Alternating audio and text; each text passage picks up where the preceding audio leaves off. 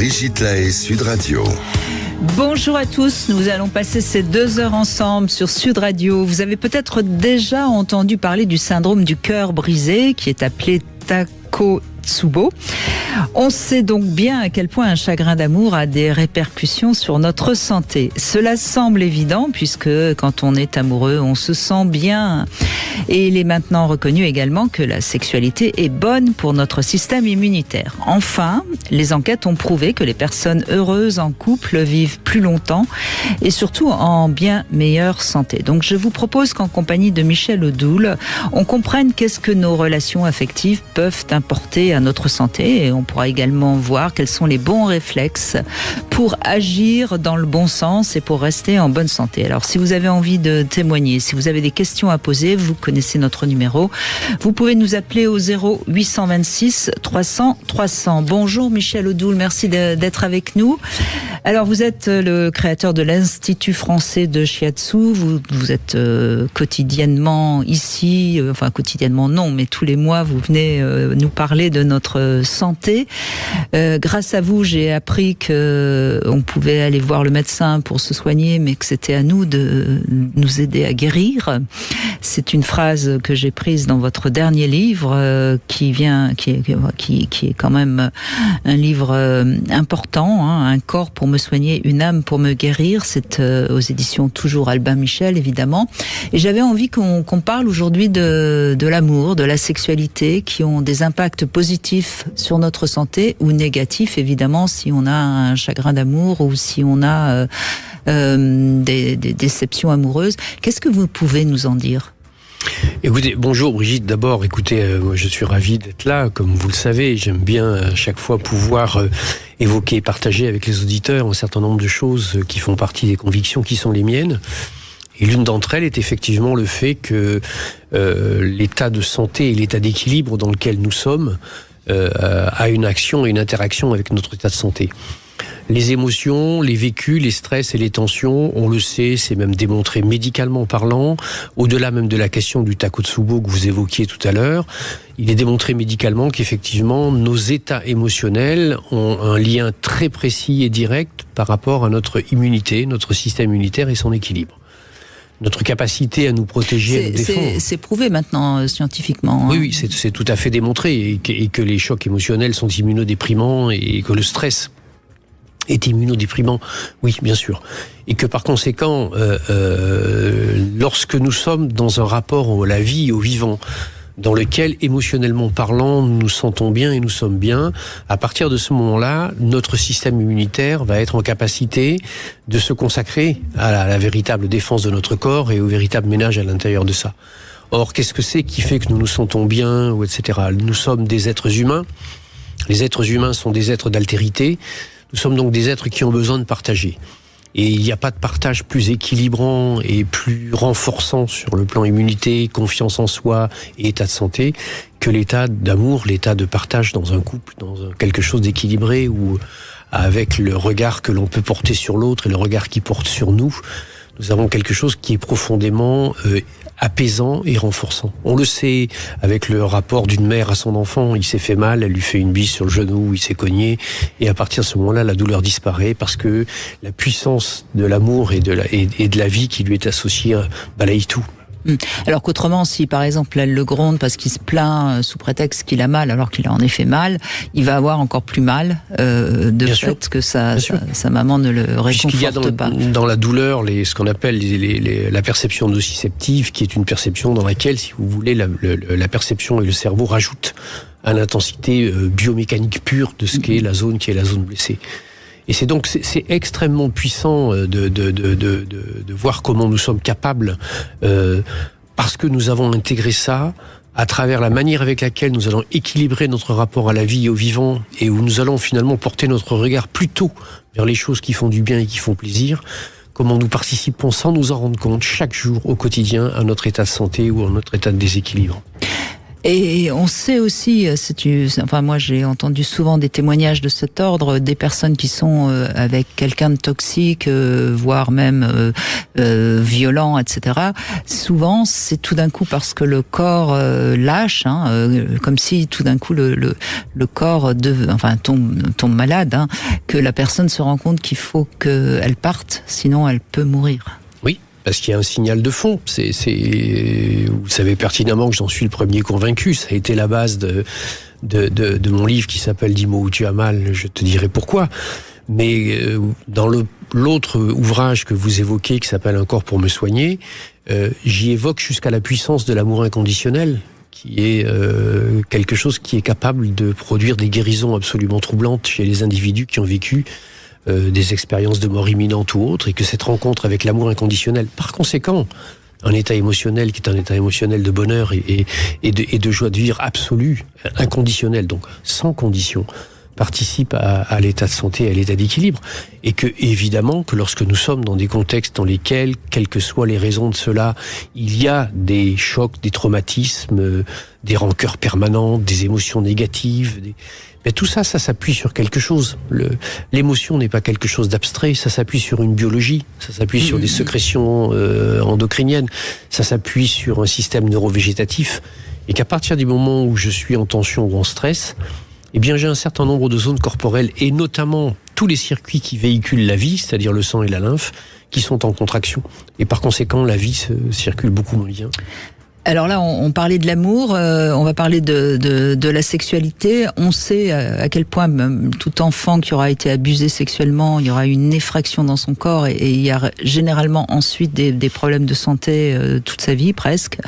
Mais on sait aussi que la sexualité, quand elle se passe bien, elle donne une énergie, elle renforce l'élan vital.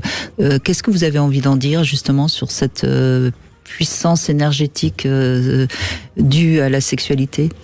Alors elle a été nommée, identifiée, organisée, cartographiée dans la vision de l'Extrême-Orient, que ce soit à travers la médecine traditionnelle chinoise, la médecine ayurvédique, etc., etc. Il semblerait d'ailleurs même qu'on puisse aller jusqu'à considérer à travers ces visions-là que la sexualité puisse être un acte sacré. C'est-à-dire quelque chose qui, parce qu'il verticalise l'individu, lui donne une raison d'être et une raison de vivre. En Occident, on comprend cela différemment. Verticaliser, ça se fait plutôt à l'horizontale.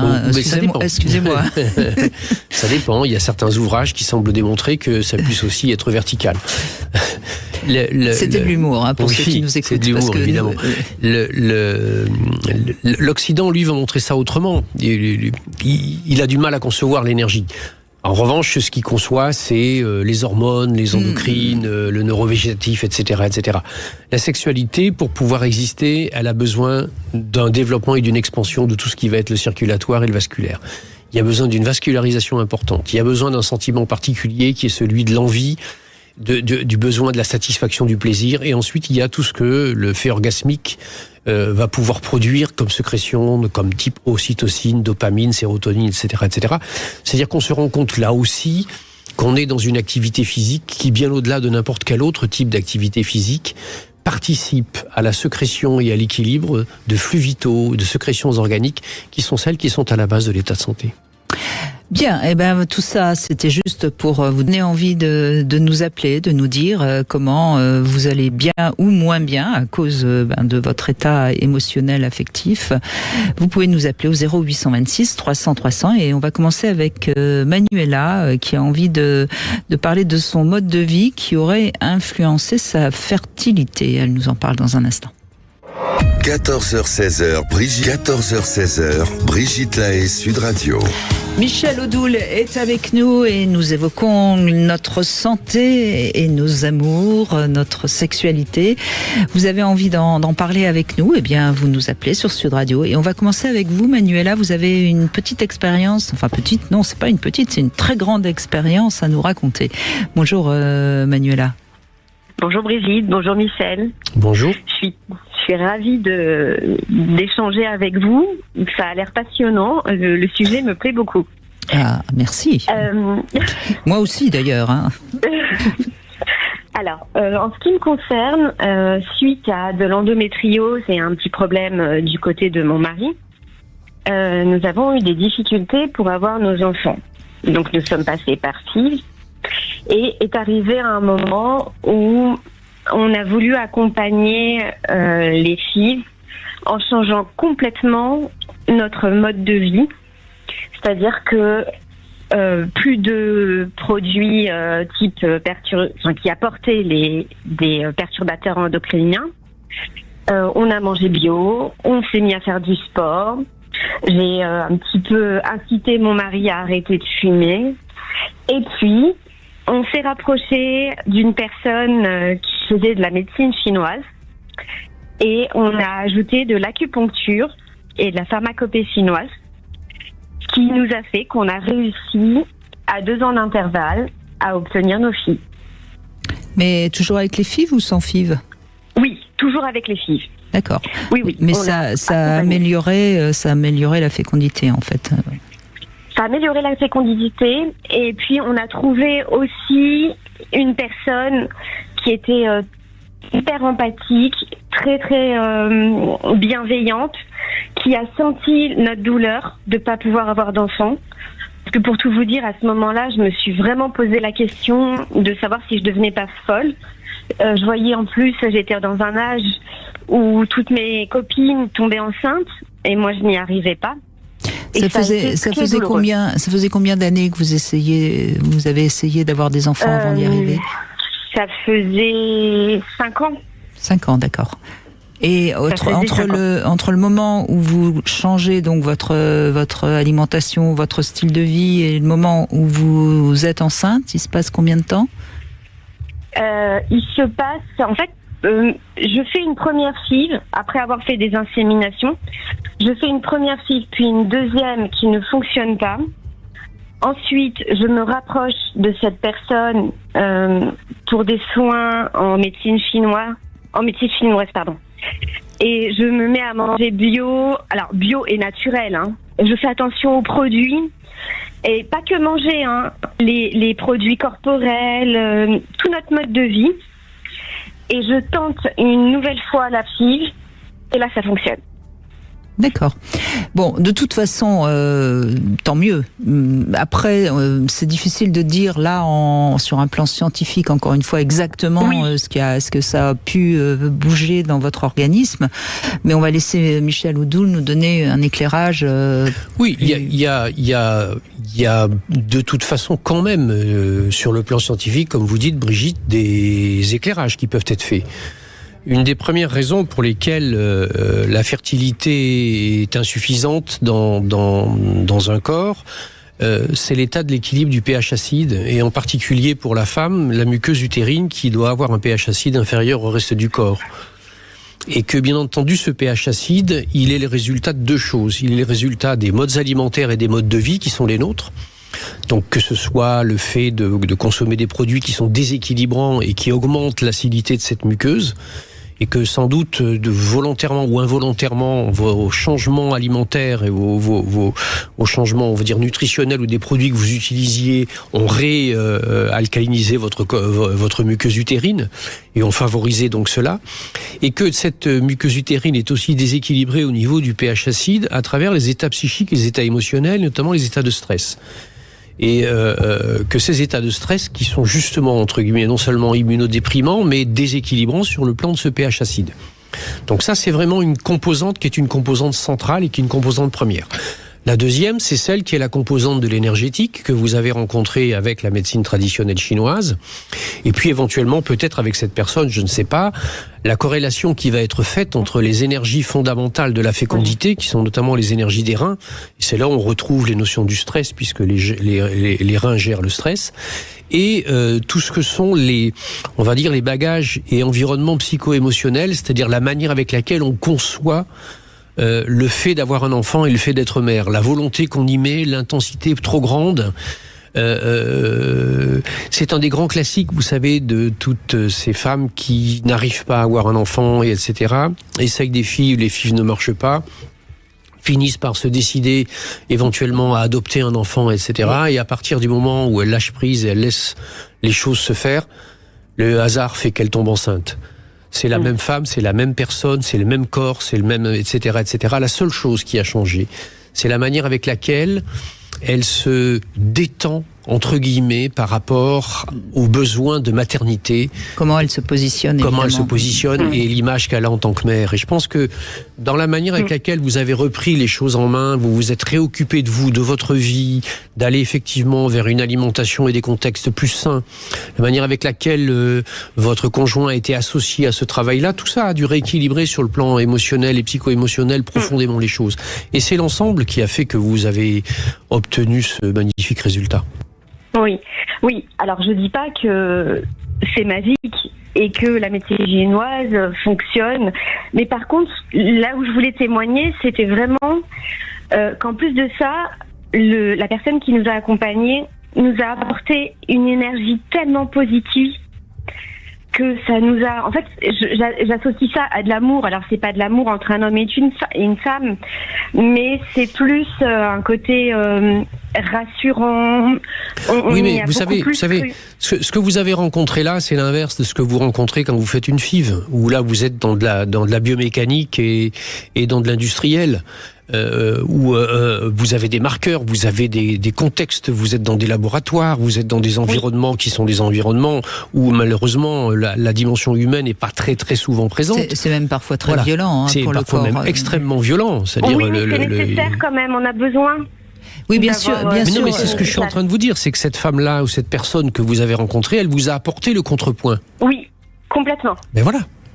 Donc, oui, complètement. Mais ça vous montre combien, au-delà de ce qu'est la biomécanique, donc la potentielle fécondité de la muqueuse utérine et la réalité, eh bien, est venu se surrajouter le fait que vous aviez besoin d'un contexte psycho-émotionnel dans lequel vous vous sentiez écoutée, accueillie, comprise dans votre besoin, et que sans doute même, elle vous a peut-être aidé à dédramatiser l'attente. Oui, parce que je pense qu'elle était tellement convaincue par ce qu'elle faisait, pas parce qu'elle ne savait pas si on allait avoir un enfant ou pas, mais elle était tellement convaincue que je pense qu'en fait, inconsciemment, elle nous a libérés. Elle vous a convaincu que vous pouviez. Oui, mais on sait de toute façon, Manuela, que sur les questions de fertilité, il y a des tas de mystères. Alors on appelle ça des mystères quand on ne veut pas ou qu'on ne sait pas réellement expliquer. Mais c'est évident qu'il y a vous avez et puis c'est formidable parce que ça a marché. Ça a marché, ça a changé ma vie, ça a amélioré notre couple avec mon mari parce que c'était difficile. Avec les traitements au niveau libido, c'était catastrophique. C'est très compliqué la FIV pour un couple. Bien sûr. Et là-dessus, vous voyez ce qui s'est rajouté, que vous avez nommé vous-même. C'est l'espèce de phénoménale pression que vous vous mettiez, parce que autour de vous, toutes les copines, elles avaient et elles pouvaient. Et ça, c'est quelque chose qui vous mettait une pression monstrueuse. Vous vous mettiez une pression monstrueuse. Vous étiez dans une attente. Oui. Chaque signe était... je guettais chaque signe. Tout était analysé. Avec un sentiment de frustration et de colère et de sentiment d'injustice. Qui n'aide pas au lâcher prise pour accueillir la vie. De l'acidité dans le corps. Et en plus. Et on a beau vous dire avec beaucoup de bienveillance, mais lâche, c'est la pression, essaye d'avoir moins de pression, mais en fait on ne peut pas. Alors on peut. Bien sûr que si, puisque vous l'avez pu. Vous avez pu, oui, c'est exactement ce que je voulais dire aussi. Bien sûr que vous avez pu, la preuve.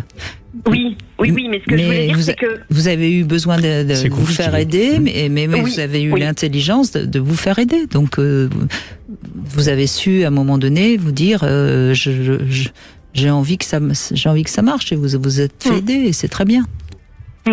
Et aujourd'hui, donc, on continue à une alimentation le plus naturelle possible. On fait attention. Alors, attention, c'est pas du 100%.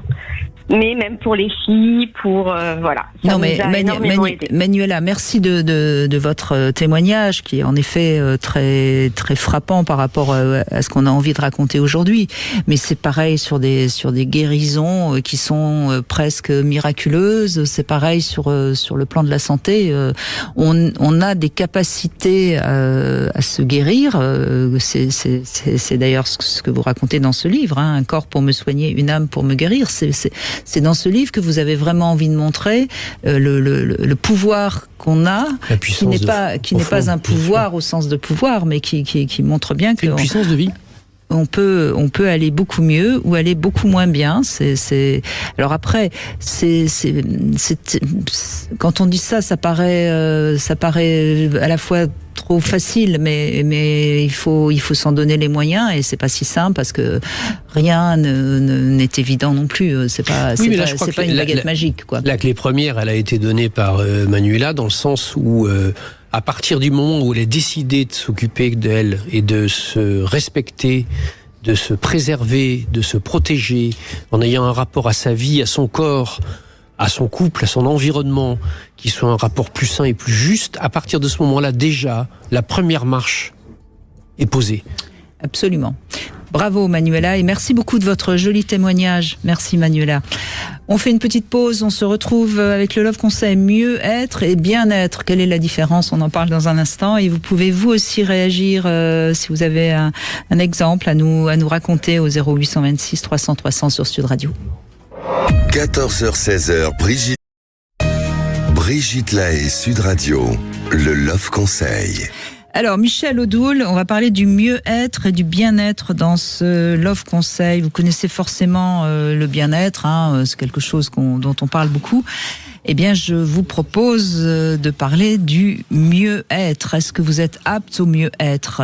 Alors voilà quelques pistes. Alors bon, je pense que vous êtes tout à fait apte au mieux-être. Je vous propose pas de répondre à ces questions, mais c'est pour ceux qui nous écoutent. Vous répondez par oui ou par non ou par peut-être, et vous verrez à la fin de ce petit questionnaire, si vous avez répondu plutôt par oui, ça veut dire que vous êtes apte au mieux-être. Et donc, bravo.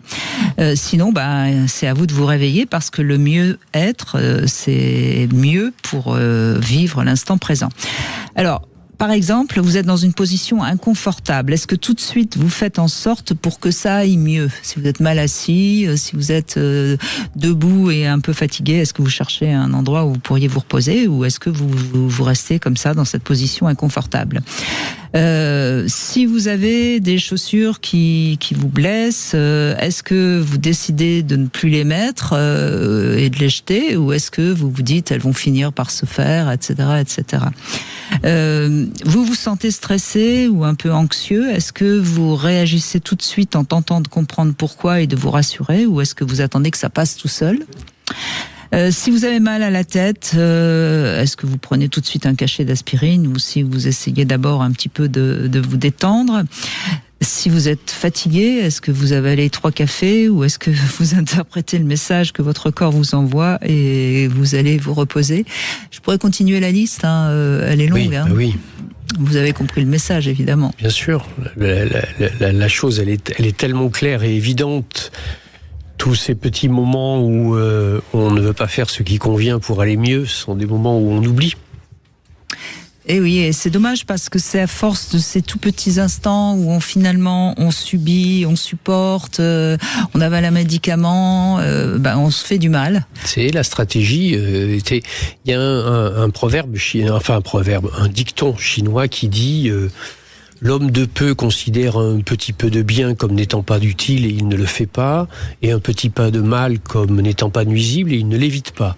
C'est-à-dire que nous sommes dans une espèce de rapport de logique aux choses, que la brindille que la fourmi apporte et qui pourrait faire du bien, ça nous semble tellement ridicule par rapport à ce que nous attendrions d'une fourmilière que nous ne le prenons pas, alors qu'il faudrait, puisque c'est comme ça qu'on arrive à la construire. Et c'est tous ces petits moments où on abdique sur la nécessité à s'investir dans le fait d'aller mieux, qui font qu'à un moment donné, on va vraiment pas bien.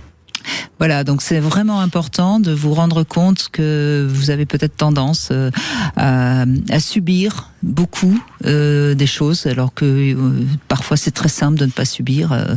Il suffit de prendre une petite initiative. Et c'est valable dans tous les champs. Vous savez, on entend beaucoup parler des notions de lâcher prise, etc. Mais le lâcher prise est tout sauf passif. Absolument. Lâcher prise, c'est une attitude active face aux choses. Absolument, c'est très important de le rappeler, parce que voilà. Mais ça participe à cela. Et puis, si vous avez envie de gagner le petit coffret Passage du désir, il vous suffit de jouer avec moi sur Sud Radio. Vous savez, dans ce petit coffret, un œuf vibrant, une bougie de massage, un lubrifiant, etc. Ça s'appelle le coffret Touchschutz et vous pouvez, pour le gagner, envoyer Brigitte par SMS au 7 20 18. Et on va revenir maintenant sur l'amour et la sexualité avec Méline qui est avec nous. Bonjour Méline. Oui, bonjour Brigitte, bonjour Michel, qui est ma Bible de vie d'ailleurs. Hein. Oh. Merci beaucoup. Ah oui. Vous êtes la Bible de vie de Méline, franchement. Ah oui, complètement. Chaque fois que j'ai quelqu'un qui va pas très bien autour de moi, ou t'as mal, attends, je vais prendre le livre de Michel, je vais t'expliquer. Non, c'est vraiment important, merci beaucoup. Merci à vous. Et alors, est-ce que ça, dans l'ensemble, justement, c'est intéressant là, quand vous regardez, vous avez le lexique aussi du livre vous avez le lexique aussi de Michel Odoul? Oui. Bon, donc vous avez le Dis-moi où tu as mal et son lexique. Oui. Donc, est-ce que les gens dans l'ensemble, ils vous écoutent, ça les aide, ils vous croient, ou est-ce que ou pas? J'ai une petite. J'ai de tout. Vous avez tout. J'ai les sceptiques, mais alors après, ça leur colle tellement, donc je laisse mûrir un peu. Et puis souvent ils me disent tu veux pas me lire ce que tiens voilà, ça a fait son chemin. Et oui, parce que c'est antiseptique. Oui. C'est tout à fait ça. Il faut pas les aborder de façon trop violente, surtout les sceptiques. Donc voilà, je laisse faire leur chemin et après ça marche très bien parce que qu'est-ce que ça correspond, c'est incroyable. C'est incroyable. C'est fou, bon, c'est bizarre quand même. Hein. Ouais, c'est curieux quand même tout ça. Pourquoi ça marche comme ça? On se demande. Tout ça est incroyable. Je voulais rebondir aussi juste avant de donner mon témoignage sur ce qu'a dit la dame juste avant. Et c'est impressionnant. Moi, je suis en train de travailler sur le subconscient et le pouvoir du subconscient par rapport à notre corps. Et c'est impressionnant. C'est exactement ce qu'on dit. On a beaucoup d'armes pour se soigner soi-même. Il faut juste le mettre en pratique. Ça ouvre des alors c'est pas des armes, hein, c'est pas des armes, c'est des atouts. J'aime pas le mot arme parce qu'on aurait l'impression qu'on est en guerre contre soi-même, donc c'est pas bon. Oh c'est parfois le cas. Hein. Oui, vous avez pas tort. Il y a des gens qui sont un peu en guerre contre eux-mêmes. Mais c'est ça qui est extraordinaire. On a des capacités humaines incroyables. En plus, on a une capacité intelligente. L'être humain a créé des tas de choses. Si on mettait ces deux atouts ensemble, je pense que l'humanité serait merveilleuse. Et à notre service, mais oui, mais encore faut-il les accueillir et les accepter. Et pourquoi on les accueille pas, hein? Complètement. Mais je voudrais juste donner un exemple. Alors, je voudrais juste vous demander ce que vous en pensez. J'avais lu très jeune, justement, des livres sur le pouvoir d'auto-guérison, etc. Et je sors d'une famille de diabétiques, mais de longue lignée. Arrière-grand-mère, grand-mère, mère. En général, à 50 ans, tout le monde développait le diabète. Et depuis que je suis toute jeune, j'ai toujours dit, moi, le diabète passera pas par moi, je serai pas diabétique. Aujourd'hui, j'ai 66 ans, j'ai pas du tout de diabète, et je me suis rendu compte, alors que j'étais très très sucre, quand est arrivée la cinquantaine à peu près, tout d'un coup je me suis mis vraiment à détester tout ce qui pouvait être sucré. Je ne prenais plus de dessert, je n'aimais plus le sucre, sans que je ne fasse absolument rien. Et je me suis dit, est-ce que quelque part, à force de me dire, de toute façon le diabète, j'en aurais pas, est-ce que mon corps n'a pas pris la leçon? Et du coup, comme je vous dis, j'ai 66 ans, et alors que ma mère est sous insuline depuis l'âge de 50 ans, ma grand-mère c'était pareil, mon arrière-grand-mère certainement aussi, j'ai rien. Mais vous venez de le dire vous-même à travers plusieurs choses. La première des choses, c'est vous parler du diabète à 50 ans de votre mère, de la prise de conscience que vous avez faite à 50 ans, et etc. Donc c'est sans doute un diabète de type 2 qui peut être évoqué. Il est bien évident qu'à partir du moment où vous vous mettez plus dans l'état et dans la situation de vous servir de cette pathologie pour réguler ou régler un certain nombre de choses, elle n'aura pas de raison d'être. La pathologie et la maladie n'est pas une fatalité d'ailleurs. Et dans mon dernier livre, Un corps pour me soigner, une âme pour me guérir, j'évoque en fin de livre l'histoire de mon père qui avait un diabète de type 2 et comment à 80 ans, il a le corps qui est redevenu entièrement sain. Et qu'est-ce qui s'est passé? Le pourquoi? Parce que évidemment qu'on n'est pas, Brigitte le disait tout à l'heure, dans de la pensée magique ou quoi que ce soit. On est juste dans des systèmes de péréquation et d'équilibre entre des éléments, des perceptions du monde, et à travers ces perceptions du monde, des besoins qui sont remplis ou pas, donc des compensations qui ont besoin d'exister ou qui n'ont pas besoin d'exister. Vous êtes arrivé dans un moment de votre vie où ce qui est ce qu'on appelle l'hérédité risquait de transmettre quelque chose. Parce qu'on dit que le diabète est transmis par la mère et que c'est une maladie héréditaire. Mais la mère de mon père était effectivement diabétique. Lui, il a été diabétique, mais il avait un frère de 2 ans, son cadet, qui n'a jamais été diabétique. Et que par conséquent, l'hérédité est quelque chose qui donne un potentiel, mais qui ne détermine en rien et n'induit pas. Et si on prend la conscience de ce qui est en train d'arriver et de se passer, de ce qui peut arriver et de se passer, et qu'on continue dans les schémas qui sont les schémas habituels familiaux, oui, on va sans doute traduire cette hérédité dans son corps. Si en revanche on décide de prendre les choses en main, et vous l'avez fait plus ou moins consciemment, déjà ne serait-ce qu'en régulant sur le plan alimentaire, il y a quelque chose qui accuse réception au plus profond de nous-mêmes. Il y a des structures profondes qu'on va appeler l'inconscient, le soi, le subconscient, vous l'appelez comme vous voulez, ça n'a pas vraiment d'importance. On peut l'appeler aussi l'âme, ou on peut l'appeler aussi l'esprit, ou on peut l'appeler la conscience. En tout cas, quelque chose au fond de nous fait que, eh bien, la maladie n'a plus sa raison d'être parce que nous avons reconstitué un équilibre qui était en fragilité. Donc, oui, bien sûr qu'il n'y a aucune fatalité là-dedans. Ça ne veut pas dire pour autant qu'on soit dans une pensée magique et qu'il suffise de dire yaka pour que la maladie disparaisse. C'est quelque chose qui dépasse le champ du cortex et le champ du conscient. On est vraiment dans des structures qui sont des structures profondes. Et c'est pour ça que c'est souvent dans des épreuves, dans des moments bouleversants, dans des changements radicaux de contexte ou d'environnement, où tous les paramètres habituels de référence volent en éclats, que quelque chose d'autre peut émerger à ce moment-là, que la guérison peut finalement trouver sa place. Oui, tout à fait. Et, oui, complètement. Eh bien, donc vous avez eu la réponse à votre question, Méline, et vous vouliez témoigner sur le fait que quand vous faites l'amour, ça va mieux, vous vous sentez moins déprimé, c'est ça ? Ah, mais c'est complètement important, oui. Je pense que le fait d'avoir des rapports sexuels réguliers, surtout le fait de tout ce qui va ensemble, c'est-à-dire les câlins, les baisers, etc.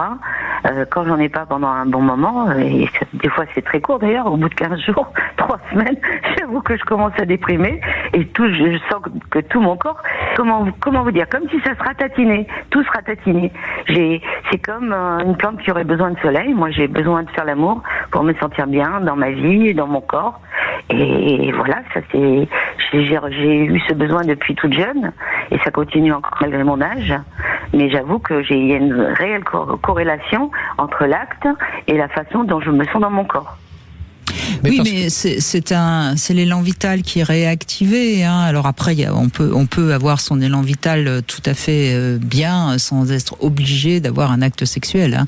Mais vous, ça réactive certainement votre énergie vitale, oui. Vu comment vous l'exprimez, ça participe au sentiment d'être aimé. Et l'absence d'amour, ça assèche. C'est ça, oui, tout à fait, je pense, oui. Effectivement. Oui, c'est exactement ça. Se sentir, parce que comme je vous dis, il y a l'acte. J'irais même jusqu'à dire se sentir exister dans le fait de faire l'amour, c'est aussi un moyen de se sentir exister. C'est pas par hasard que c'est parce c'est qu'en faisant l'amour qu'on crée des enfants. Hein. Tout ça ne s'explique pas sur un plan, encore une fois, très rationnel, mais ça s'explique sur un plan symbolique et c'est ça qui est parfois important à comprendre. Merci beaucoup Méline, en tout cas. Merci beaucoup de votre appel. Merci à vous deux. Et puis on va faire une petite pause, on se retrouve dans un instant, toujours avec Michel Odoul et avec vous, bien sûr, sur Sud Radio. 14h-16h, Brigitte Lahaie, Sud Radio. Sud Radio.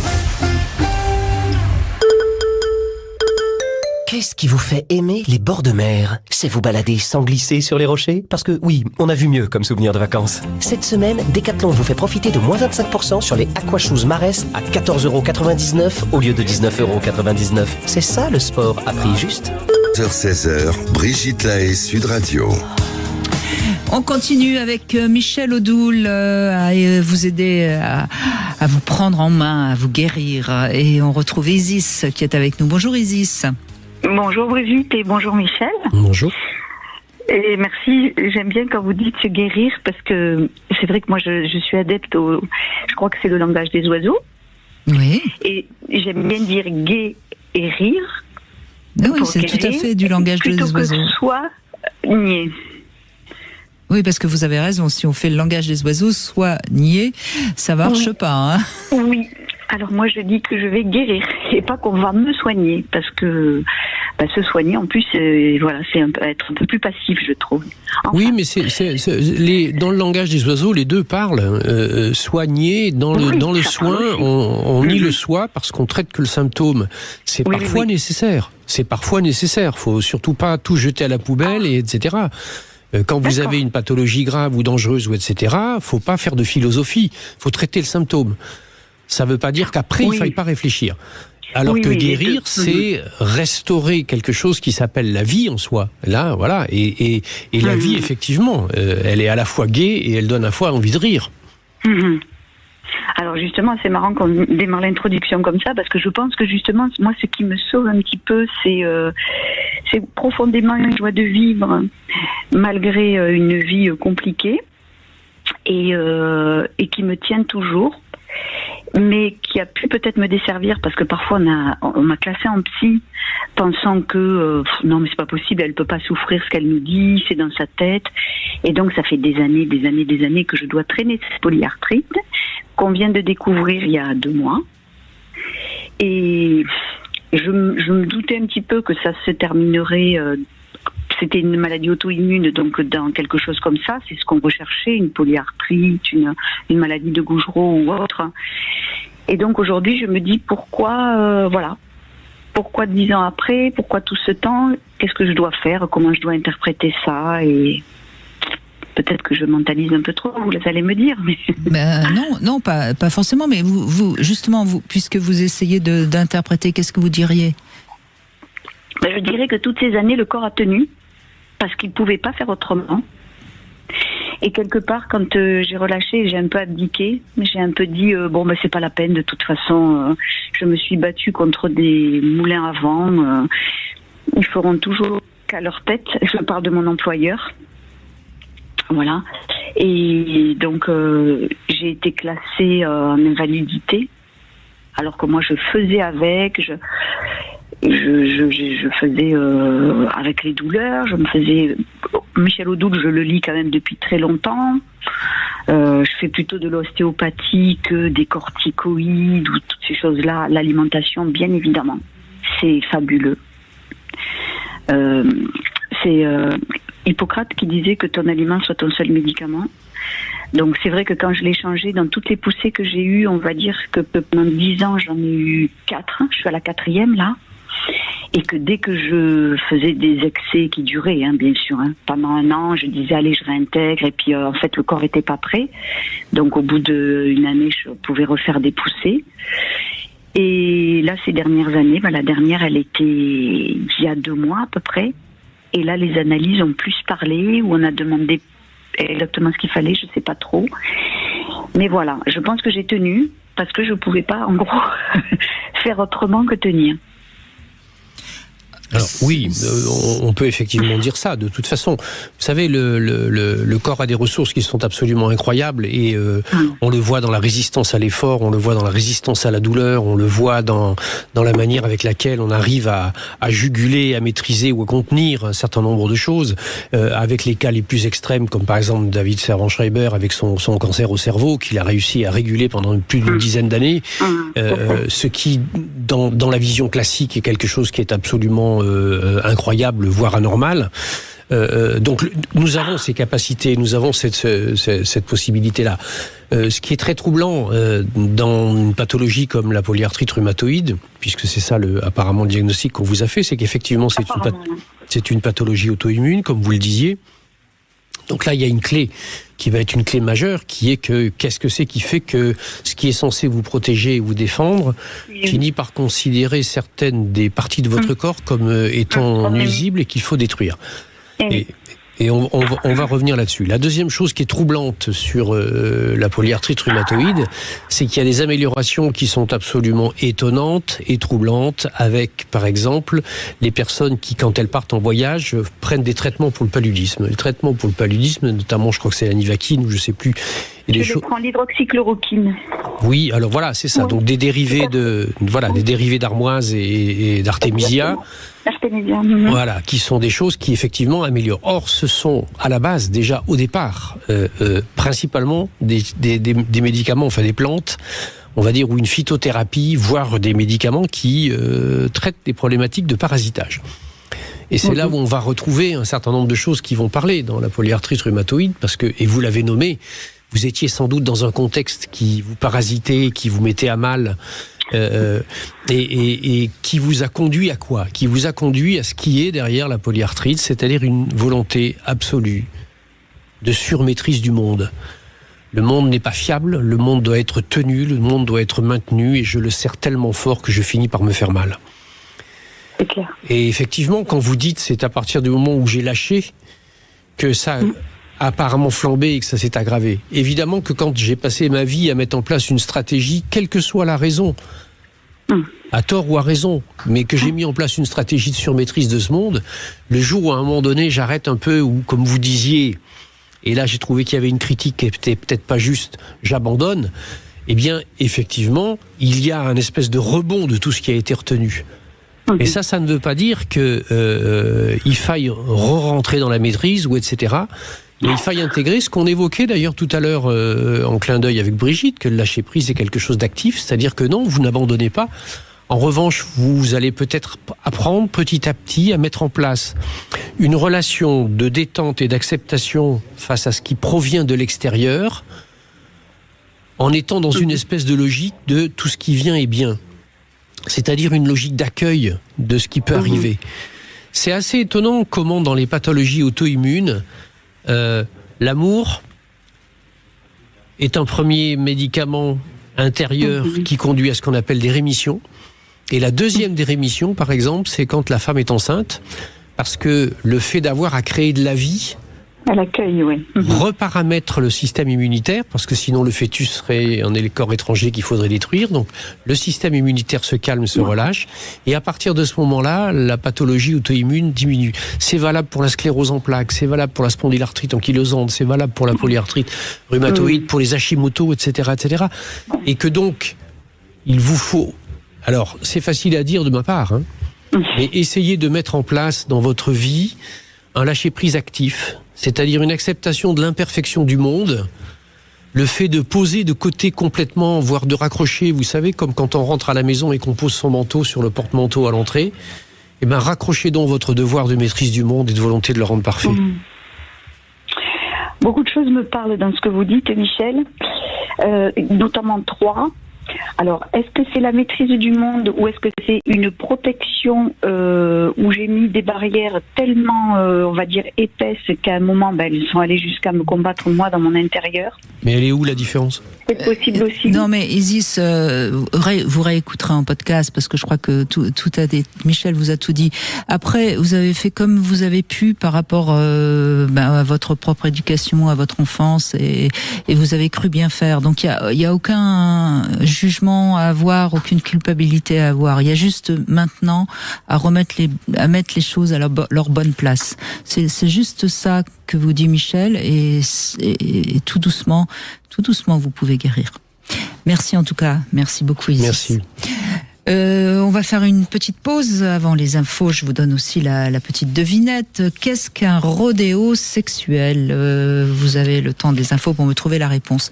Si vous aussi vous avez envie de témoigner, comment vous réagissez sur le plan affectif, sexuel, et comment vous vous sentez justement par rapport à votre santé, ou si vous avez des questions à poser à Michel Odoul, on vous attend bien sûr sur Sud Radio. 14h-16h, Brigitte Lahaie, Sud Radio. 14h-16h, Brigitte Lahaie, Sud Radio. Michel Odoul est avec nous et nous parlons de l'impact de notre mode de vie sur notre santé. Je rappelle que votre dernier livre s'appelle « Un corps pour me soigner, une âme pour me guérir ». C'est aux éditions Albin Michel. Dans ce livre, vous nous montrez bien, beaucoup plus encore que dans 10 mois où tu as mal, je te dirai pourquoi, vous nous montrez bien à quel point, eh bien oui, on a des capacités bien plus importantes qu'on ne le croit sur notre capacité à aller bien. Faut-il encore s'en donner les moyens, et c'est ce qu'on essaye de transmettre aujourd'hui. Oui, c'est là où il y a les clés. Dans 10 mots où tu as mal, c'est la question du sens qui est évoquée. Dans Un corps pour me soigner, c'est OK. Et que puis-je faire? C'est-à-dire normalement, si on a bien lu le premier, on est apte à comprendre le... Ben, ça facilite le fait de trouver la bonne clé, parce que il peut y avoir différentes serrures et il peut y avoir donc différentes clés qui a besoin d'être mises ensemble. Mais il y a un espèce de schéma global quand même qui est quelles sont les façons avec lesquelles je déséquilibre la vie en moi, qui conduit à quoi? Qui conduit à l'attention, au stress et à la maladie, bien évidemment, ce que nous sommes un peu en train d'évoquer au cours de cette émission. Et ensuite, une partie dans laquelle j'évoque mais quelles sont les pistes? Qu'est-ce qui peut faire que, au-delà de toute pensée ou croyance ou quelle qu'elle soit, on peut à un moment donné quitter le champ de la maladie pour accéder à celui de la guérison? Alors évidemment, il y a des gens qui n'aiment pas entendre ça parce qu'ils pensent que tout est hasard, que on a un accident, c'est pas de chance, etc., etc. Encore une fois, vous n'êtes pas non plus à l'inverse de ça. Il faut trouver sa part de responsabilité, oui, puis aussi bien dans la maladie que dans un accident. Mais parfois ça peut être pas de chance ou génétique ou etc. On n'est pas non plus en train. Ça, c'est la manière avec laquelle on va porter la responsabilité sur l'extérieur. Alors, il y a des contextes dans lesquels la responsabilité peut être portée vers l'extérieur. Après, comment peut-on appeler ça? Est-ce que c'est du fortuit ou est-ce que c'est du hasard? Est-ce que c'est de la fatalité ou est-ce que c'est uniquement peut-être une perte de vigilance à un moment donné? Mais à la limite même, la question n'est pas là. Même si je pense que l'accident que j'ai eu ou la maladie que j'ai soit une fatalité, un hasard, ça ne veut pas dire pour autant que je dois rester là et l'observer de cette façon-là sans rien faire. Comprendre ce qu'elle signifie, comprendre le rôle qu'elle peut éventuellement jouer dans ma vie, c'est-à-dire un événement m'arrive. La vraie question, c'est pas pourquoi ça m'arrive. Ça peut être une chose qui m'explique le pourquoi. Mais la vraie question, c'est qu'est-ce que je fais de ça? Et c'est là où en effet, et c'est là où est la clé. Dès qu'on donne du sens à ce qui nous arrive, déjà on va mieux. Bien sûr. Et c'est ça le côté le plus positif évidemment de tout ça. Donc moi je veux ma réponse. C'est quoi le rodéo sexuel? Je ne sais pas. C'est simple. Un cheval sur les croyances. Oui, si vous voulez, vous essayez ce soir, vous faites une levrette et vous annoncez à votre femme que vous avez une maîtresse. Et est-ce que vous restez en place ou pas? Vous verrez. Et vous ferez donc du rodéo sexuel. Voilà. Bonjour Dominique. Bonjour. Voilà, c'est très bien votre solution. Voilà. Je vous remercie de prendre mon appel parce que ça fait très longtemps que je voulais parler avec Monsieur Odoul. Et en fin de compte, moi, j'ai eu un petit souci. J'étais mariée avec quelqu'un pendant 4 ans.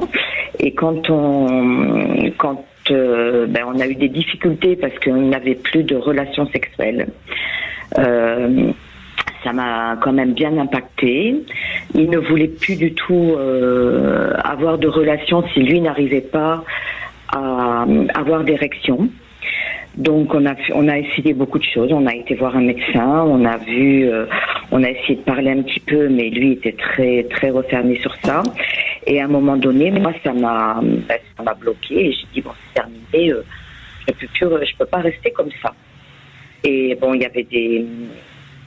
y avait des gros problèmes de violence verbale à la suite de ça et je lui ai demandé donc la séparation et un divorce. Et à la suite de plusieurs mois comme ça de maîtrise de moi-même, et je me suis fait des crises de sigmoïde, de sigmoïdite. Et j'ai eu plusieurs crises en l'espace de 6 mois. J'ai fait 3 crises.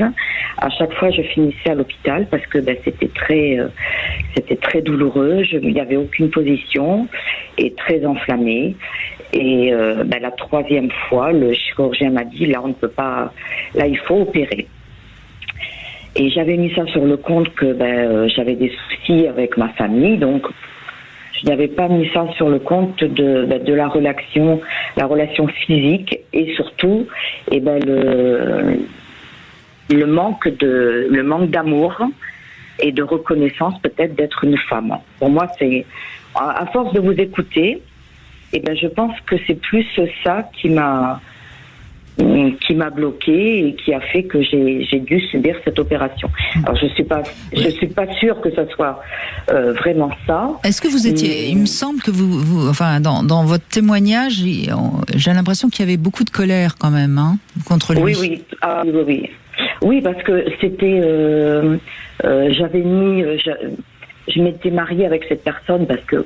Oui, bien, mais on peut comprendre. Hein, on peut comprendre, mais j'insiste parce qu'on sait que la colère, c'est une émotion qui nous fait beaucoup de mal. Hein. Ah oui. oui, c'est vrai que j'étais très en colère d'avoir mis fin à cette relation et en fin de compte, j'ai baissé les bras. Enfin, je comprenais pas pourquoi notre relation n'avait pas continué. Mais c'est moi qui ai décidé d'y mettre un terme. Qu'est-ce que votre corps vous disait ? Qu'est-ce que vous pouvez définir un petit peu vos ressentis et pour la plupart des auditeurs, qu'est-ce que c'est une sigmoïdite ? Alors c'est une douleur très vive dans le bas-ventre. Je pouvais plus manger dès que je mangeais quelque chose, j'avais des douleurs très très fortes. Et il n'y avait aucune position qui me confortait. Je n'avais plus de selle correcte. Alors, la position assise était vraiment très inconfortable. La position allongée, pareil. Il n'y avait que la position debout qui n'était pas désagréable. Mais on va revenir sur le fond du problème, en fait. Hein. Dominique, on ne va pas rentrer dans les détails. Vous voyez bien que votre corps vous disait la position allongée. Je ne vois pas du tout de quoi ça peut parler. Le fait que les selles étaient compliquées, est-ce qu'il faut qu'on vous dise trivialement parlant qu'est-ce que ça voulait dire et qu'il y avait là un état inflammatoire, c'est-à-dire du feu. Effectivement, Brigitte évoquait la colère, etc. Qu'est-ce qu'on vous a fait comme opération ?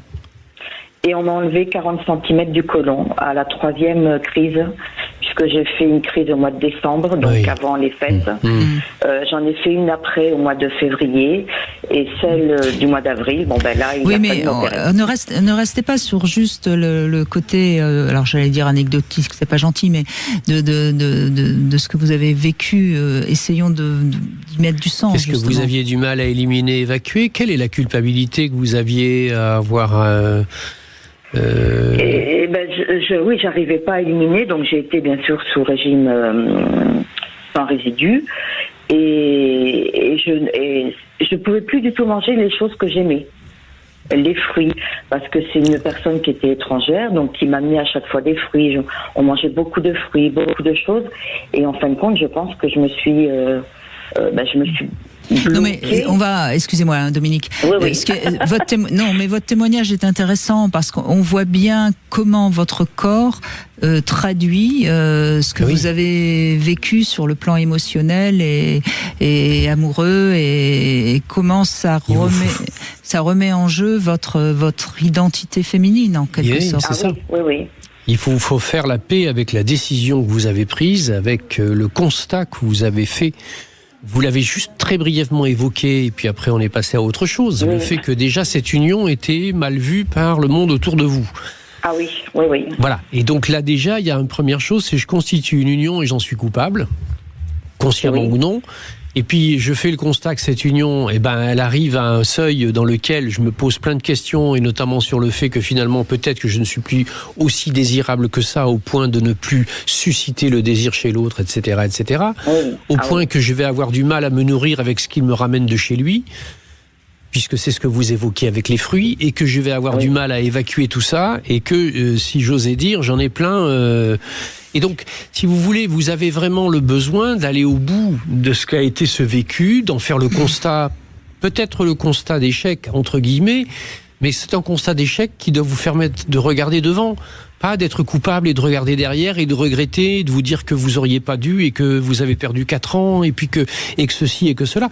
Vous êtes vraiment dans un besoin fondamental de restaurer petit à petit ce mieux-être qu'évoquait tout à l'heure Brigitte dans son Love Conseil, c'est-à-dire de vous rééduquer au quotidien à ne plus regarder sans arrêt ce qui a été derrière, qui vous a fait mal, qui vous a même fait tellement mal qu'il a fallu que vous coupiez un bout de vous-même. Donc vous avez peut-être laissé une part de vous-même dans cette histoire-là, bien sûr. Ah, tout à fait, oui. Oui, et c'est vrai que maintenant, avec le recul, on est divorcés, mais on est en très bons termes, et on a besoin de de savoir comment va l'autre. S'il y a quelque chose qui ne va pas, je sais que je peux l'appeler et il va venir s'occuper de moi. Oui, alors là, c'est fabuleux ce que vous êtes en train de nous dire, Dominique, parce que vous auriez eu cette capacité à échanger intelligemment quand vous étiez encore ensemble, vous ne vous seriez pas fait autant de mal. Non, je pense pas. Vous voyez, donc là, il y a quand même quelque chose. Je crois qu'il va falloir que vous appreniez la différence entre l'amour et l'amour propre. Hein. Oui. Je crois que c'est important, oui. Parce que là, franchement, si aujourd'hui vous arrivez... Il faut que vous fassiez la paix, là. Oui, vraiment, parce que si à vous l'intérieur de vous, je parle. Parce que si vous arrivez à faire la paix maintenant, après ce que vous avez traversé, et que vous n'avez pas réussi à la faire à l'époque, ça montre que vous êtes... vous pensez trop que vous êtes désirable à travers du regard de l'autre. Oui. Vous voyez, il faut absolument que vous vous regardiez dans la glace et que vous vous trouviez désirable, aimable, parce que les problèmes d'érection qu'il a eu, ça n'a rien à voir avec vous. Les 3/4 du temps, c'est lui qui certainement a des problèmes d'érectile. Alors là, s'il appelle, on verra. Mais vous voyez, non, oui, ce ne sera pas son cas. Non, mais mais c'est vrai que je le ressens maintenant différemment. Voilà. Oui. Maintenant, je sais, je pense à moi, parce que c'est maintenant, je dis, je pense d'abord à moi, je me sens bien. Je vous conseille, Dominique, avant de penser à vous, de d'abord vous aimer. Ça me paraît plus essentiel encore. Oui, de me dire, c'est bon, Parce que sinon, vous risquez de rechoisir un homme qui va vous prouver que vous n'êtes pas aimable et pas désirable, parce que c'est ce qui s'est passé. Et prenez, encore une fois, c'est ça la vie, il faut se servir de cette épreuve, Dominique, pour comprendre qu'il est temps que vous preniez soin de vous considérer aimable et désirable. Parce que c'est ça la leçon que vous a donnée cette relation. Ah oui. D'accord ? Et il faut être aimable. Voilà, il faut se sentir aimé. Il ne faut pas être aimable, il faut se sentir aimable. Voilà, se sentir aimable. Mais c'est pas c'est pas une contrainte, c'est un choix. Oui, vous avez raison, Michel, bien sûr. Soyez pas dans une autre forme de contrainte, ou etc. Puis vous savez, il y avait un tellement beau clin d'œil quand même, c'est quand même un homme qui vous amenait des fruits. Oui, et qui continue à m'en amener, que je peux manger à nouveau. Ben voilà. Bon, merci Dominique, en tout cas, merci beaucoup de votre appel et de votre confiance. On va faire une petite pause, c'est Chloé qu'on va retrouver dans un instant pour le C'est maintenant. 14h16, Brigitte Lahaie, Sud Radio, C'est maintenant. Alors, Michel Odoul, dans le C'est maintenant, on propose aux auditeurs de parler de quelque chose qui a été essentiel, d'un moment clé justement de leur vie. Chloé, c'est une phrase que vous a dit votre psy qui vous a marqué. Bonjour. Tout à fait. Bonjour Brigitte, bonjour Michel. Bonjour. Effectivement, oui, c'est une phrase qui a résonné en fait, il y a eu comme un déclic quand je l'ai entendue simplement. Elle m'a dit, pour vous sentir bien dans votre couple, vous devez avant tout vous sentir bien vous-même. Et là, je me suis dit, mais c'est vrai. Il faut que je prenne un peu plus soin de moi. Ça commence par là. Donc, j'ai commencé à prendre soin de moi et ça me fait un bien fou en fait. Mais c'est formidable. Et je pense que c'est essentiel. Et on s'oublie trop. Moi, ça fait des années que je m'oublie, que ça a du coup des conséquences sur mon couple, puisque on tombe dans une routine, on s'occupe plus de soi, les enfants passent avant tout le reste. Et on s'oublie. Et là, c'est vrai que pour le coup, de me reprendre en main, de penser à moi, je pense que ça peut être bon pour tout le monde, finalement, pas que pour moi. Voilà. C'est ce que je répète sans cesse. La personne la plus importante, c'est nous. Et à partir du moment où on va bien, le reste autour de nous va mieux. C'est ça. Mais on a tendance à l'oublier. Et c'est vrai que la routine, la vie de tous les jours, les enfants font que, avec le rythme de folie qu'on mène tous les jours, on oublie tout ça. On oublie et c'est vrai que des fois il suffit de peu de choses. Vous voyez, ce matin je me suis fait faire les ongles, ça fait des années que je l'avais pas fait, mais quel bonheur en fait. Quel bonheur de prendre un petit peu de temps pour soi et de se dire que se sentir un petit peu belle, chose qu'on n'a pas le temps de faire. Mais ce que je trouve, moi ce qui m'intéresse dans votre témoignage, Chloé, c'est pourquoi ce moment-là, cette phrase résonne en vous? Parce que c'est peut-être pas la première fois qu'on vous le dit. Vous voyez, parce que il y a toujours à un moment donné le déclic ne peut se passer que quand j'aime bien cette phrase. Le maître arrive quand l'élève est prêt, en quelque sorte. Parce qu'actuellement, je vous le cache pas, je passe une période très difficile avec mon mari. Voilà, on est dans une période où on est au bord de la rupture, et c'est vrai que c'est d'ailleurs pour ça que je vois aussi quelqu'un.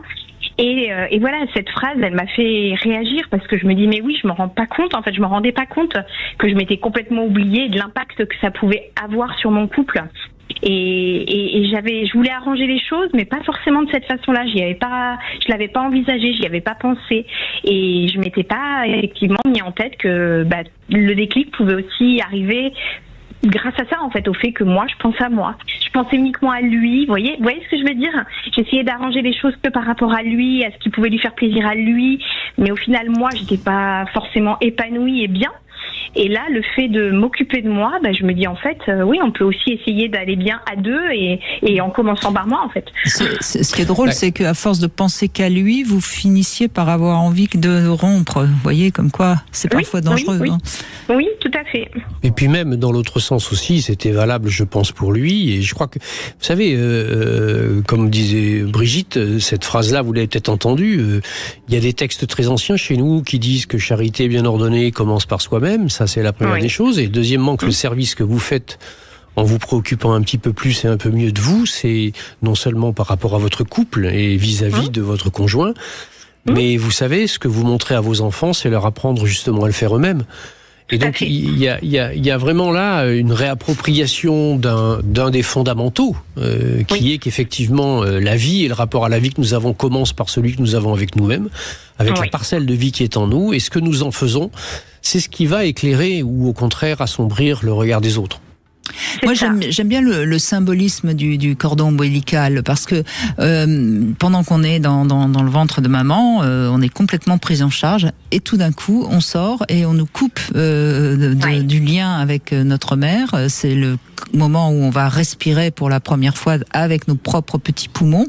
Et c'est le moment où on monte le thème astral qui indique notre potentiel sur un plan très symbolique, certes, mais quand même. Et c'est ça qui est intéressant à comprendre, c'est qu'à partir du moment où on vient au monde, eh bien, il faut quand même apprendre à être autonome. Et à s'occuper de soi, Eh oui. Et oui, mais vraiment aller au bout de cette idée de vous occuper de vous, c'est-à-dire que vous l'avez aussi évoqué un peu brièvement quand vous disiez, voilà, on s'occupe des enfants, etc., etc. Et finalement, vous vous occupiez de votre conjoint comme d'un enfant, c'est-à-dire que vous étiez focalisé, vous vous étiez enquisté dans le rôle de la mère, et vous aviez petit à petit oublié le rôle qui est le rôle central quand même, qui est le rôle de la femme. Celui de femme, exactement. Et il y a plein de choses que j'ai mis entre parenthèses pendant des années, et en parlant, je me suis dit, mais c'est vrai que pourquoi j'ai fait ça? Il y a la perte de poids, il y a pour se sentir mieux, tout simplement. Et tout ça, on se dit toujours, je le ferai plus tard. Je le fais passer au second plan, en fait. Et là, maintenant, non, c'est plus ce dont j'ai envie. Je me dis, non, je m'occupe de moi, parce que le temps passe vite aussi, et que voilà, le temps, les années filent, quoi. Oui, mais vous savez, Chloé, c'est les croyances, c'est l'éducation qu'on a, c'est tout ça qui fait qu'on croit qu'il faut agir comme ça, et on oublie l'essentiel. C'est ça, exactement. Mais enfin, mon message, il est vraiment là. Pensons à nous, voilà. Et je pense que faut se recentrer. En tout cas, vous avez quand même eu la bonne initiative d'aller voir quelqu'un pour essayer de voir plus clair. Et ça, c'est déjà très très bien. Vous n'êtes pas resté dans le brouillard. Ah non. Et puis de parler fait toujours un bien fou, c'est très constructif, et c'est vrai que ça démêle un petit peu les nœuds des fois qu'on peut avoir dans le cerveau. Je trouve que ça fait beaucoup de bien. Et de parler avec vous me fait beaucoup de bien aussi. Oui. C'est-à-dire de parler avec quelqu'un, ça fait toujours beaucoup de bien, à condition qu'on ne soit pas dans un discours dans lequel on ne fait que les constats du négatif et du passé et du passif. Mais il y a des thérapeutiques qui sont extrêmement puissantes, vous savez, comme par exemple aller se faire les ongles. Mais oui. Oui, et puis une autre petite phrase qui m'a été dite par ma psy, c'est action-réaction. Ça peut paraître tout bête, mais c'est vrai que des choses qu'on met en suspens en permanence, et ben non, c'est pour ça qu'elle m'a dit les ongles, vous les voulez, vous prenez rendez-vous en sortant de chez moi et vous le faites. Et c'est vrai que ça, on a trop tendance aussi à repousser, à se dire ça j'aimerais bien, mais bon, on verra plus tard, j'ai pas le temps. Mais non, il faut le faire. Oui, et ce qui est curieux et c'est intéressant, on peut prendre justement cet exemple des ongles. C'est à la fois très peu de choses, et comme c'est très peu de choses, on dit je pourrais le faire plus tard, mais justement comme c'est très peu de choses, pourquoi ne pas le faire tout de suite ? Exactement, et remettre les priorités dans l'ordre en fait, exactement. Et puis là c'est vrai que c'est pas grand chose des ongles, mais je dis regarde, ça me fait plaisir, je me sens belle. C'est justement parce que c'est pas grand chose qu'il faut surtout pas s'en priver. Le bonheur est toujours fait de petites choses. Exactement, donc il faut aller les chercher ces petites choses. Ou les cultiver. Et les cultiver, effectivement, je suis tout à fait d'accord. Donc maintenant, je suis partie sur cette lignée. Voilà, j'espère que ça va durer, mais je le conseille fortement à toutes les femmes. Qu'est-ce que je viens d'entendre ? Qu'est-ce que vous venez de nous dire ? Je vais continuer sur cette lignée. Je vais pas m'arrêter là. Très bien, très bien, voilà. très bien. C'est bon. J'ai écrit aussi un ouvrage sur cette question-là qui s'appelle « Dis-moi comment aller chaque jour de mieux en mieux ». Où justement je donne un certain nombre de clés sur la manière avec laquelle on se réoccupe de soi, on s'accueille le matin au réveil, on s'occupe de soi avant de s'endormir le soir, on s'endort pas sur n'importe quel type de pensée, etc. Parce que ce sont tout un tas de petites choses comme ça qui, si on les cultive au quotidien, produisent l'équilibre. Je suis tout à fait d'accord. Je valide à 100%. Oui. Il y a même des livres qui indiquent qu'il faut ranger parce que si on vit dans le désordre, on a une vie qui est technique japonaise. Oui. Ils sont très comme ça les Japonais. Ils ont raison. Il y a des choses à prendre chez eux. Merci beaucoup Chloé. Merci vraiment et on sent votre dynamisme et votre bonne humeur dans votre voix. Donc on est pas très inquiet pour vous. Le Sexo Conseil dans un instant. On va parler de l'agressivité, de la violence et de la puissance. Je pense qu'il va vous plaire aussi ce Sexo Conseil. Et puis on continuera avec Nelly aussi qui nous rejoint dans un instant sur Sud Radio. 14h16 Hitlae Sud Radio. Le Sexo Conseil. Alors Michel Odoul, on va parler d'agressivité, de violence et de puissance. Ces trois mots qui sont intéressants à analyser dans la relation à la sexualité, parce que sans aucune agressivité, l'homme ne peut pas avoir d'érection. C'est important de le rappeler. Et la femme va rester dans une passivité totale. L'agressivité, ça signifie aller vers, c'est pas forcément de la violence. En revanche, la violence signifie agir de force. Donc on voit bien qu'une agressivité contrôlée n'a rien à voir avec de la violence. Et quand les hommes ont peur d'être agressifs, eh bien, ils perdent leur virilité nécessaire pour être un amant. Avant, on parlait d'ailleurs d'impuissance, et c'était assez à juste titre, puisque la sexualité fait appel à la puissance d'être soi en tant qu'être confiant et aimant, certes. Et lorsqu'on se sent puissant, eh bien, on peut assumer ses désirs dans la confiance et le respect de l'autre. On sait oser ses désirs, on sait oser s'affirmer, et surtout, quand on se sent puissant, et là je vais parler des femmes, on ne se sent pas agressé par la puissance phallique de l'autre. Donc je crois que c'est vraiment important de rappeler que l'agressivité et la puissance dans la sexualité, c'est utile. En revanche, la violence n'est pas utile, elle est même à bannir. Mais c'est vraiment important parce que sinon, à force de ne parler que de la violence sous le terme de l'agressivité, on va finir par créer encore plus d'obstacles entre les hommes et les femmes.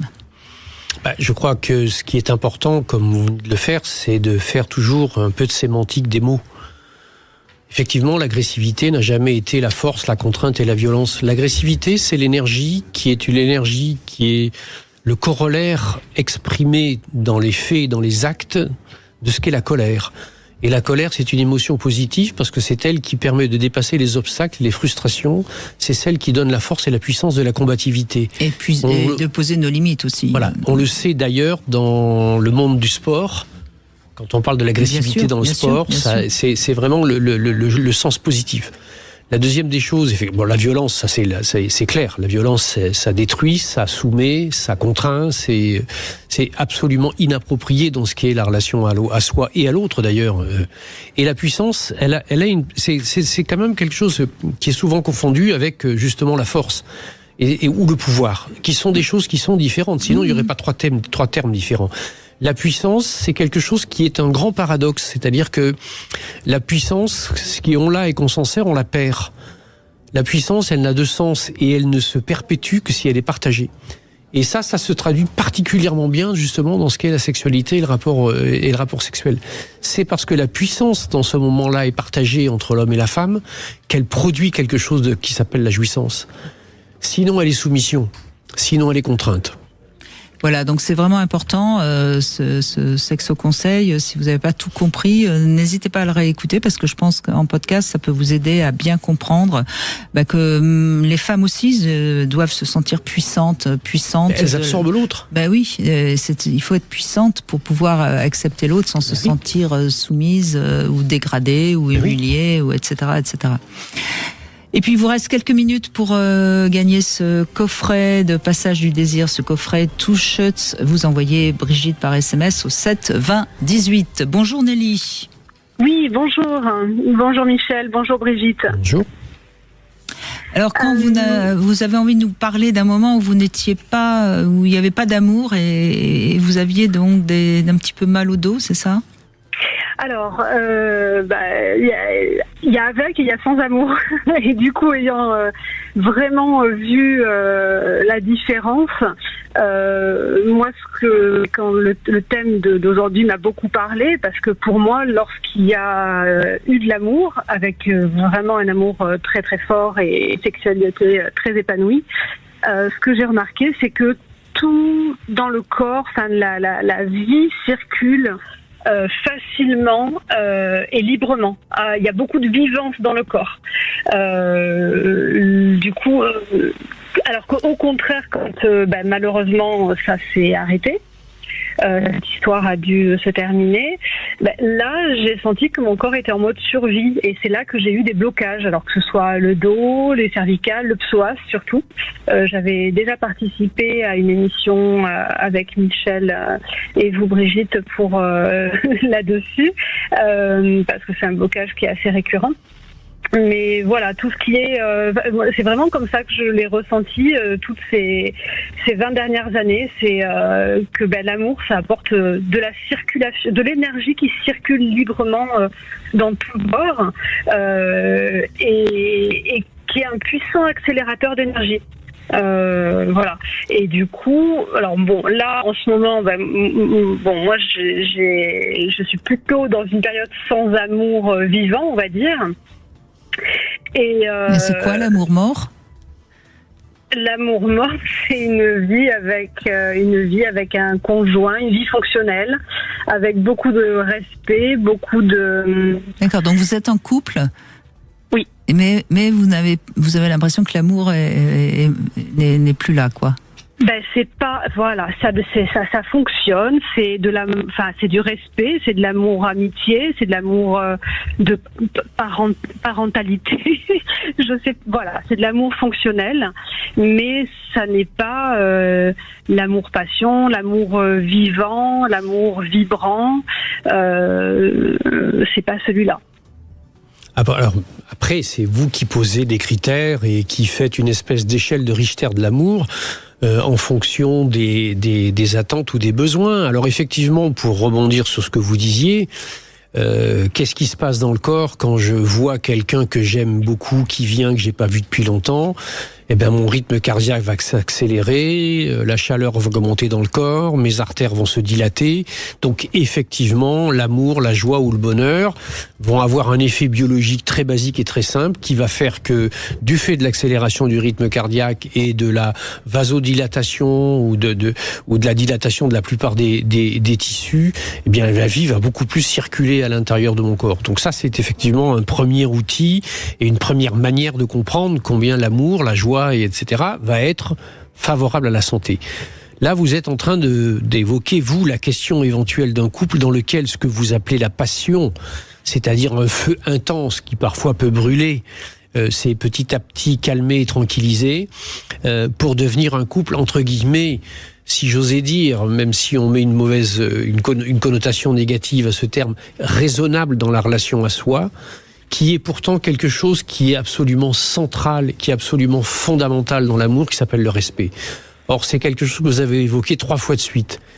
Et que par conséquent, il y a là une richesse qui est à ne surtout pas mésestimer. Parce que c'est elle qui a une durabilité dans le temps. La passion n'a pas cette durabilité dans le temps. Il y a un moment donné, comme tous les feux, les carburants diminuent, l'âge avance, les motivations, les soucis ou les contraintes peuvent apparaître, et qu'il y a peut-être un équilibre à trouver. Je pense surtout, Nelly, qu'il y a certainement ce sentiment actuellement de ne plus être créative. Il y a quelque chose qui vous paraît un peu fade dans votre vie. Je pense qu'il faut que vous trouviez en vous, peut-être, si votre relation est stable, affective et pas toxique, hein. Sinon évidemment la question se pose. Mais si vous êtes bien avec votre compagnon, mais que vous avez un peu le sentiment que c'est le calme plat, je pense qu'il faut trouver en vous comment vous pouvez réactiver votre créativité. Moi, j'aime bien rappeler qu'on a tous besoin d'avoir nos petites zones de créativité. Certains appellent ça nos zones de génie, j'irai pas jusque-là, mais qui nous permettent de nous réveiller le matin avec le désir de faire quelque chose, d'exister, de vivre, voyez ? Ça vous parle, ça ? Alors oui, ça me parle. Après, moi, ça fait un petit moment que ça va pas dans le couple et que ça me questionne énormément. La question de partir, de rester, en sachant qu'il y a plus de sexualité depuis de nombreuses années, qu'on est un peu plus d'1 an sur une thérapie de couple. Qui fonctionne pas ? Ça fonctionne pas, vous avez qui a fonctionné pour arriver à recommuniquer ensemble. De manière calme, posée, mesurée. Donc on a retrouvé la complicité et le respect grâce à cette thérapie de couple.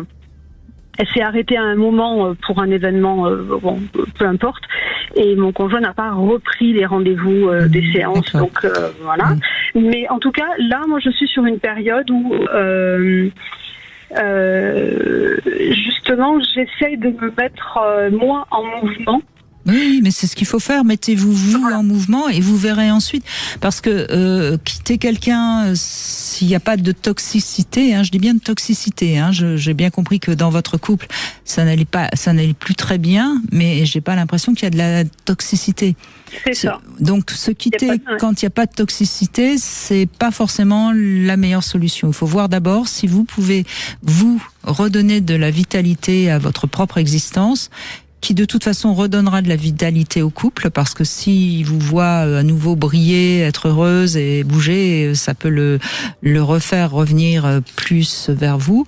Et puis après, c'est peut-être aussi pourquoi pas le temps de voir si vous avez besoin d'avoir une autre vie à côté avec un autre homme, je ne sais pas, mais quitter pour quitter quand il y a rien de toxique, prenez du temps. Oui. Faites attention à ces moments où, parce qu'on focalise sur un point précis, on ne va voir que les raisons que l'on peut avoir de se séparer, plutôt que de regarder, de tourner la tête vers les raisons qu'on peut avoir de faire encore un bout de chemin ensemble. Une libido, ça peut se réveiller, mais comme ça peut effectivement s'être épuisé, ça dépend, les besoins de chacun ne sont pas les mêmes. Et tant que dans la relation de couple, il existe une parcelle de quelque chose qui s'appelle le respect, ça peut se transcender, ça peut se dépasser, ça peut se transformer en quelque chose d'autre. Vous savez, c'est un peu comme quelqu'un qui est un sportif, qui fait de l'athlétisme et qui fait du saut en hauteur, et puis qui va arriver à un certain âge où il va se rendre compte qu'il peut plus sauter aussi haut. Qu'est-ce qu'il faut qu'il fasse ? Qu'il saute moins haut. Et ben voilà. Continue de sauter. Et ben voilà. Ben peut-être. Oui, mais je vous laisse brader sur le reste. Sur le terme de sauter. Non, mais... Oui, j'entends tout ça, ça fait écho. Maintenant, j'ai 49 ans. J'ai connu. J'ai 49 ans. 49 ans, et c'est ce que j'ai fait jusqu'à présent, c'est attendre. C'est-à-dire que ça fait depuis 2017, donc ça fait 9 ans que je me pose la question de partir ou rester, et que je suis restée parce que je me suis rendu compte que mes valeurs, c'était de rester, d'avoir un foyer uni pour ma famille, pour mes enfants. Là, mes enfants sont partis depuis 1 an, donc on a fait la thérapie de couple parce que j'ai clairement dit à mon conjoint. Oui, mais tout ça, bien sûr, mais on connaît et on l'entend. Vous êtes resté dans la mère et lui dans le père, ça c'est tout à fait possible et c'est tout à fait audible, et etc. Vous êtes ménopausée déjà ou pas ? Non, c'est périménopause. Mais Voilà. pas... Voilà. Et je pense que ça exacerbe la peur. C'est-à-dire qu'à travers lui, vous projetez en fait votre propre peur de perdre votre libido. Et que vous avez sans doute besoin de vous pacifier par rapport à ça. C'est un process de vie et c'est une étape qui va être passée. Quel âge a-t-il ? Alors lui, il a 50 ans, il n'a pas de problème de libido. Hein. C'est vraiment un problème de désir qu'il y a, et de ma part. Oui, donc on voit bien que c'est vous qui êtes... De mon conjoint, pas de désir tout court. Oui, bien sûr. Oui, mais donc on voit bien que c'est vous. Vous savez, Nelly, c'est tellement facile de penser qu'il suffit de partir pour que tout aille mieux et que c'est parce que c'est l'autre qui nous empêche de vivre notre vie et d'être heureuse. Je crois que c'est quelque chose que j'entends beaucoup chez les femmes et je les mets vraiment en garde parce que le nombre de femmes qui partent et qui 10 ans après sont toujours seules et se disent j'avais un super mari, pourquoi je suis partie. Donc réfléchissez bien, réfléchissez bien à tout ce qu'on vous a dit. Mais encore une fois, je suis pas en train de vous dire de rester. Hein, je vous dis juste de prendre du temps parce que c'est parfois facile de croire qu'il suffit de partir pour que la vie à nouveau chante. Alors moi, ma question, ça serait plutôt, est-ce que, parce que là, j'ai fait le choix de rester jusqu'à présent et de me mettre en mouvement, mais justement pour faire des choses qui me, en fait, je mets mon corps en mouvement pour qu'il n'ait pas l'impression de dépérir justement. Donc je me suis remise au sport, je fais de la danse, je fais des choses pour justement que mon corps, pour dire à mon corps. Et la masturbation, vous l'avez remis aussi. Bon, oui, d'accord. Oui. Donc tout ça, j'en ai conscience et j'essaye de faire plein d'autres choses à côté pour compenser un peu le manque de vivance et de vie. Mais la question que je me pose, c'est est-ce que le manque de vibration, de connexion, est-ce que ça peut pas engendrer des maladies ou amener à des compensations ça dépend de vous. Ça dépend de vous. Ça dépend ce que vous en faites et comment vous l'interprétez. Il y a des tas de gens qui... Si vous faites une focale dessus... C'est clair, oui. Si vous imaginez que que vous allez dépérir, oui. Vous assécher, oui. Il y a des tas de gens qui vivent sans être en couple et qui vont très très bien. Et puis il y a des gens qui sont en couple et qui vont pas bien du tout. Faut pas croire non plus que tout... Et même avec une sexualité passionnelle. Exactement. Donc... À vous de trouver vos réponses, Nelly. Mais nous, on ne peut que vous dire ce qu'on sait, mais qui n'est pas forcément votre vérité, évidemment. On fait une petite pause et on va conclure dans un instant avec Olivier. Ah bah c'est bien qu'on ait un homme quand même qui témoigne. 14h-16h, Brigitte Lahaie, Sud Radio. 14h-16h, Brigitte Lahaie, Sud Radio. Michel Odoul est avec nous et je rappelle votre dernier livre, Un corps pour me soigner, une âme pour me guérir. C'est aux éditions Albin Michel, évidemment. Et n'hésitez pas, c'est la suite de tous vos livres. Et notamment de 10 mois où tu as mal. Je te dirai pourquoi, mais ça, je crois que tout le monde le connaît maintenant, ce livre. Enfin, en tout cas, tous ceux qui nous écoutent sur Sud Radio. Bonjour Olivier. Bonjour Brigitte, bonjour Michel. Bonjour. Donc je vous explique rapidement. L'année dernière, on avait failli divorcer avec mon épouse. Voilà, j'avais réussi je croyais avoir réussi à ce que notre couple parte. Et arrivé on travaille ensemble, on a notre compte ensemble. Arrivé au printemps, je me suis senti, peut-être à tort, je ne sais pas, isolé dans le travail, isolé dans mon couple. Et au mois d'avril, j'ai une sciatique déficitaire ou sciatique paralysante. Voilà. Et j'ai été opéré un mois après. Parce qu'il y avait une hernie discale ? Voilà. Une hernie discale et plus bas, un autre point, le nerf sciatique était passé L5 et 5, si vous voulez, plus bas. Et oui, c'est ça, oui. Voilà. Et une grosse hernie au-dessus qui avait créé cette paralysie. Voilà. Donc je suis paralysé, la cheville droite. Cheville droite. Tiens, c'est curieux. Pourquoi droite ? C'est la symbolique avec la femme, peut-être. Oui, bien sûr. Oui. Alors, en tout cas, c'est une symbolique, donc ça peut être effectivement au premier degré la mère ou la femme. Au degré secondaire et sociétal, ça peut être le travail ou l'entreprise. Donc, vous voyez que les deux sont cumulés chez vous. Et la cheville, c'est l'articulation du positionnement. Quand on parle de camper sur ses positions ou de savoir sur quel pied danser, les choses sont à peu près claires. Et je crois que petit à petit, le contexte dans lequel votre cerveau avait sans doute au niveau cortex choisi, compris, accepté la cohabitation nécessaire dans le travail, etc., malgré la séparation dans ce qui était le couple, n'a peut-être pas bien convaincu ce qui est un peu plus bas dans la poitrine et qui s'appelle le cœur. Et petit à petit, il y a eu un vécu qui a été un vécu de difficulté à vous positionner par rapport à cette vie dans laquelle, finalement, vous ne trouviez pas votre compte. C'est ça. Mais voyez, Olivier, encore une fois, là, j'ai presque envie de dire que votre corps vous a aidé, parce qu'à un moment donné, vous avez pu vous poser à cause de l'opération, évidemment, et faire un point, et puis accepter peut-être quelque chose qui était terriblement douloureux, mais en même temps nécessaire. Oui, après apparemment, j'en ai pour une petite année, une année à m'en remettre. Et finalement, entre ce que vous disiez, entre le cœur et le cerveau, c'est que pour le moment, je suis plus dans l'idée de repartir comme avant, à m'écouter, plutôt que d'accepter le changement. C'est peut-être le plus difficile, je ne sais pas. Sauf que oui, mais là aussi, il va y avoir une péréquation à faire, parce que ce qu'on trouve très souvent derrière les problématiques de sciatique, c'est l'énergie d'un méridien qui s'appelle le méridien de la vessie, qui nous permet d'éliminer des toxines, et qui, sur le plan symbolique, est celui qui nous permet d'éliminer les vieux schémas et les vieilles références, et de passer à autre chose. Et donc là, vous êtes dans une espèce de quadrature de cercle par rapport à ça.